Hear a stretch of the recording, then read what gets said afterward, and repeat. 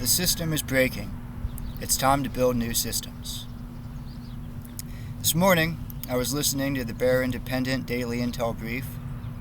And by the way, that's a very good source of information. It's crowdsourced from all across the country, and there's even inputs from around the globe. So if you'd like to keep up on what's really going on out there, I suggest checking it out at the Bear Independent channel over on YouTube. The Bear was talking about all these meat processing plants that are coming offline and the impact that that's going to have on our food supply system. And he said something that I thought was very important, and I thought I'd share it with you all and add my own 2 cents to it. So, regarding the breakdowns in our food production system, he said, how do we use the fact that the system is breaking to our advantage with localized, regionalized infrastructure, networks of people, skills, abilities, and talents?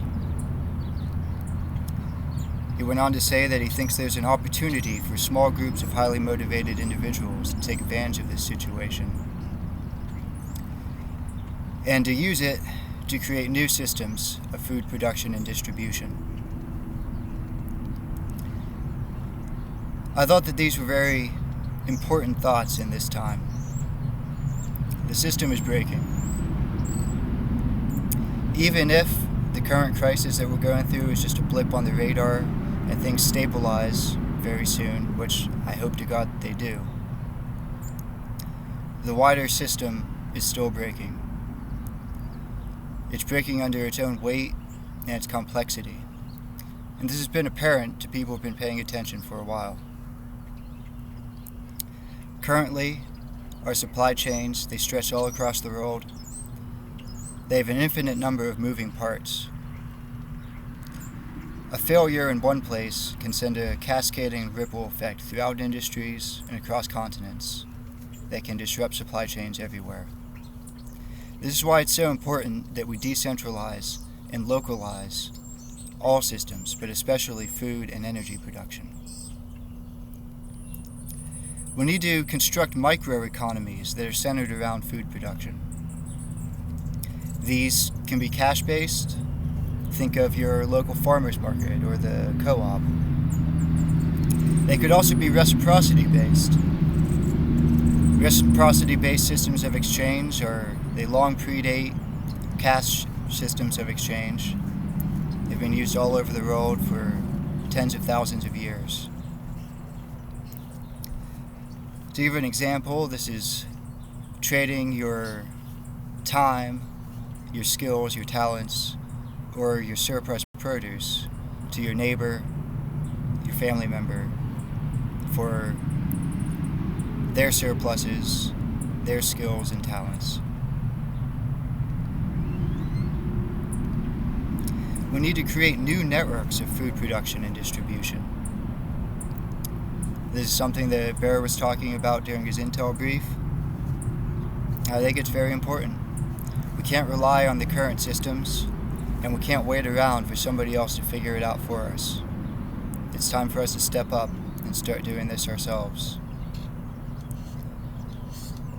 We can do this through a variety of means. A few of the first ideas that came to my mind are community gardens, in addition to the backyard gardens that I hope all of you have started. You can trade your time to farmers for agricultural goods. With the labor shortages that we're currently seeing in the agriculture industry, I think this will be a very important method of preserving our food supply. There's too many farmers who are having to slaughter their herds or till their crops under because of the failure of our complex supply chain. It's time for us to start stepping up in a localized manner and creating new systems to harvest that produce and to distribute those goods throughout your local communities.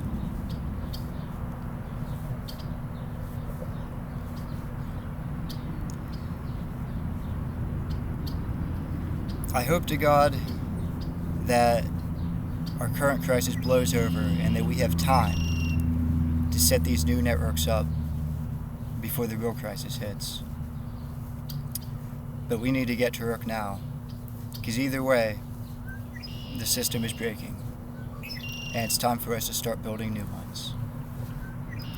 If you enjoyed this video, if you thought you got anything of value out of it, I'd like it if you liked the video, commented, shared it with your friends, and subscribe to the channel. Thanks. And until next time, this is the Trailer Park Homestead.